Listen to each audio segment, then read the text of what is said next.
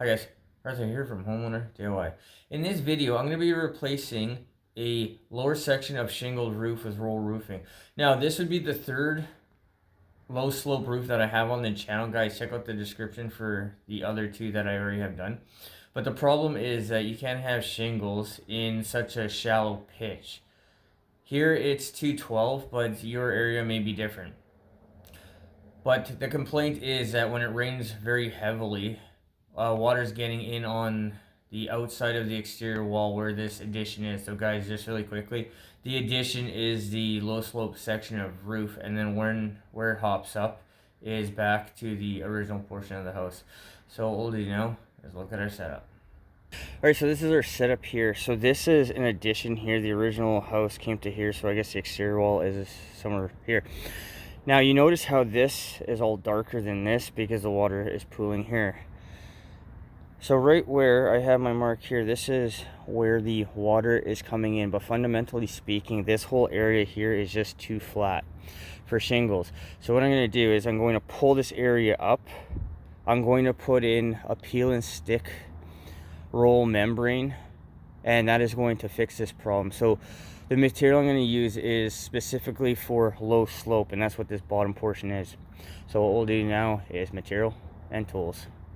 Alright guys, this is the materials list. So I have a peel and stick cap sheet, base sheet, gutter apron, 1.5 inch roofing nails, which are galvanized, they come off coils. I have 1 inch plastic cap nails, that's going to be for the base sheet. And on the far right, I have a bunch of tubes of GSL 4500.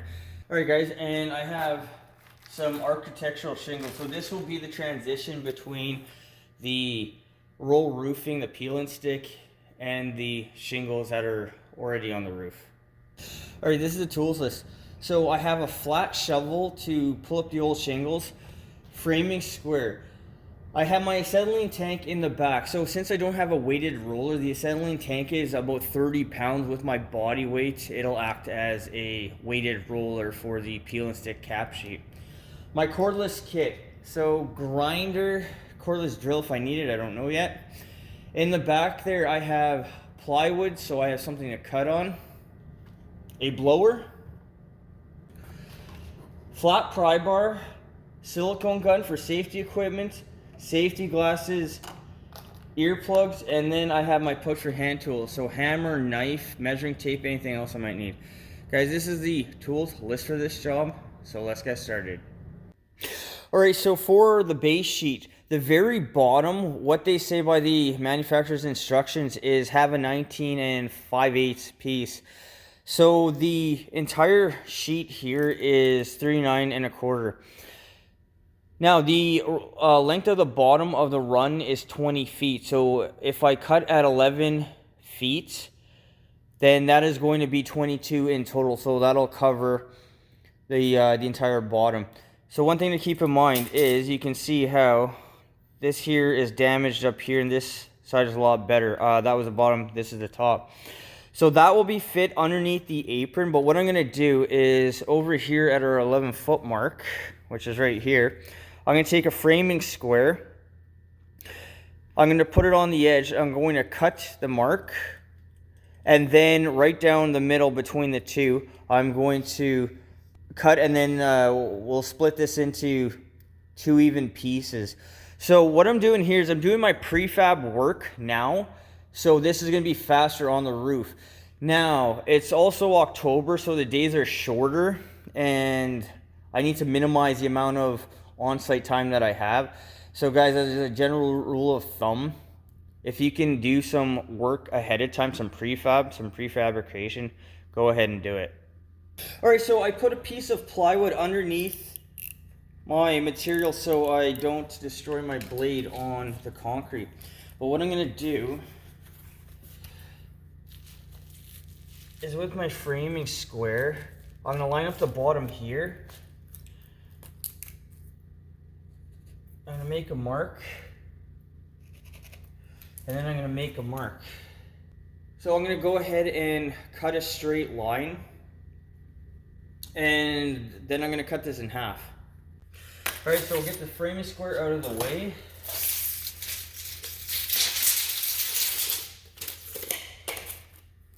And then just with a piece of cardboard, because that's what I have, I'm just going to use it as a straight edge.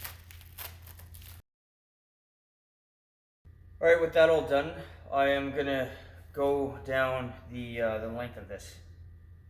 Alright, so guys, based off the instructions, which are not exactly the clearest thing in the world, but if we start from one side, so I'm going to say 2 inches from the very end,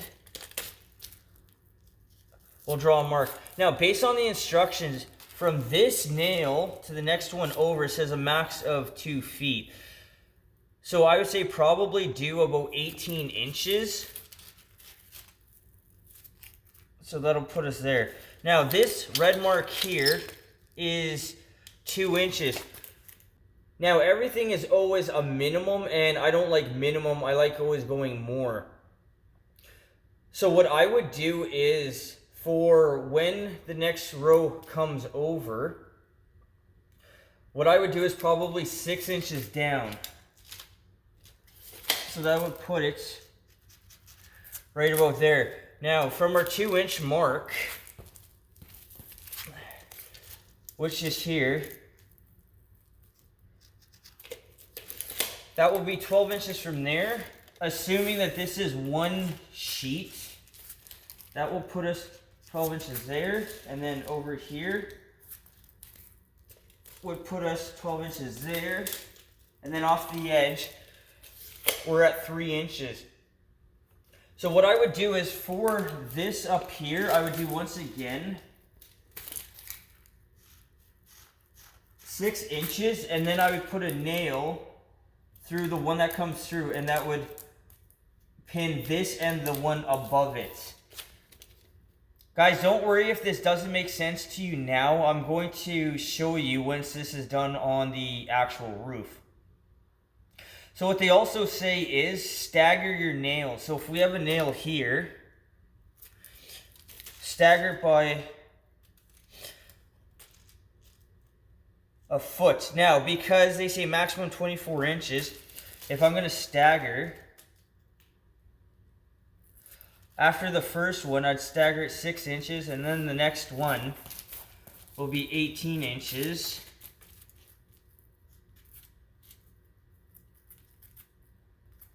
Which will be there. And then 18 inches again, and then from here,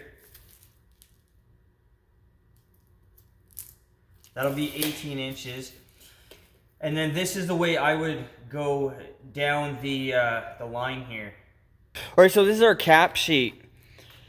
So we have an adhesive strip here, which this is the top. So the very bottom where the gutter is going to be on this side.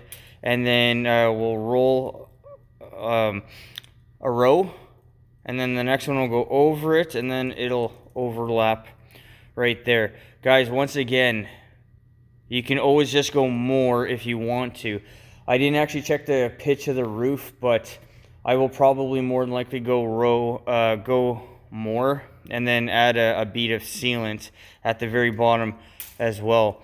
But for the very bottom row, it's 20 feet. Now, what they say is a minimum of a 3-foot lap. So if the bottom row is 20 feet, this is 10 feet here. Now, they suggest only do about 10-foot lengths.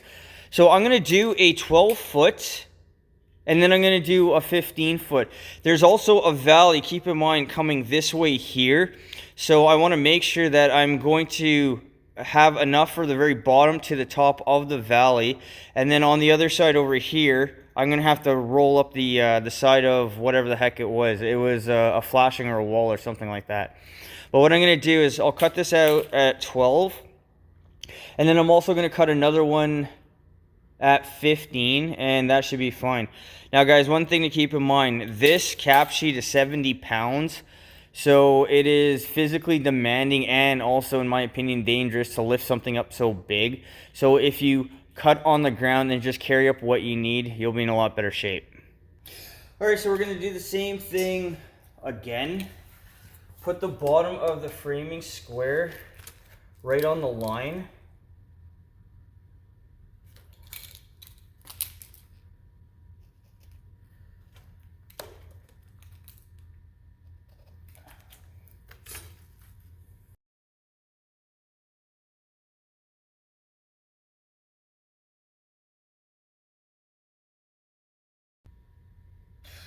Alright guys, so for the cap sheet, it's probably easier to cut it from underneath. I've never actually worked with this specific product, so it's a bit of a trial and error. If you have a hook blade, I'm sure it'll go through the top, the granule side, just like shingles. But with that in mind, what I'm going to do is I'll cut one more length at 15 feet, and then that will be my prefab for when I get on site. So guys, by doing a little bit of work now, it'll be quicker and easier when you have to do your stuff on site, especially if you have an issue about time, like with the weather coming in. Alright, so I'm going to start pulling up the shingle. So I think 1, 2, 3 rows need to come out. So these are architectural shingles. So they'll have a 2-ply, a single ply, and it goes back and forth. So when you pull up your shingles, use a flat bar and start in the 2-ply, so you're less likely to break your shingles.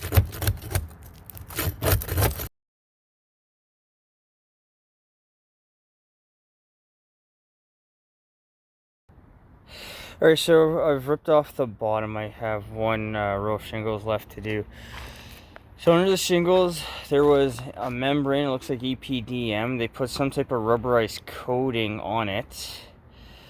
So all the shingles I want to save are now no good. And then there's this other roll-on roofing or something like that here. But literally all the nails in this lower section were all rusted out. And I'm sure that's what the problem was. So, but what I'm going to do is I'm going to go talk to the homeowner right now and see what they want. My suggestion would be to go down, rip this off, rip that off, go down to decking, and then start from there. So we can also see up here, we have step flashing. So we would have a flashing, the next row of shingles would go on top of that. Another flashing, oh, you can see it here, where you have shingle, step, shingle, step. This shingle would go down to here, and then a step, and then they'd go up the line. Alright, so I brought this back to this roll roofing. So this here was better than the garbage that they had later. So they have rolled roofing. This is EPDM, and then they have underlayment. So I don't know, they changed the pitch. I don't know what the heck they did here. Anyways, I talked to the homeowner and they agree to go down to the decking. So I'm gonna rip this all off. And once I do that, we'll come back when I'm ready to actually start to put my base sheet. I mean, this has gone a lot longer than I was anticipating, but it is what it is. And one other thing, so for the gutter here, this has all been nailed in with roofing nails, and there is a gap like right here, so you can see this. So I'm gonna have to fix this before I put my apron on. All right, I finally ripped off all the old stuff. So there was roll roofing, on top of it was EPDM, and then it was shingles. But now that it's all gone, I can finally do the base sheet. So what I'm gonna do is, I have my base sheet up on the right there. I'm going to put the base sheet down, and then I'm going to put the apron over it. I'm going to nail it all in. And then once that's done, I will put on the next roll of base sheet above it, and I'll probably do between 6 and 9 inch overlap. We'll see what it looks like when we get there.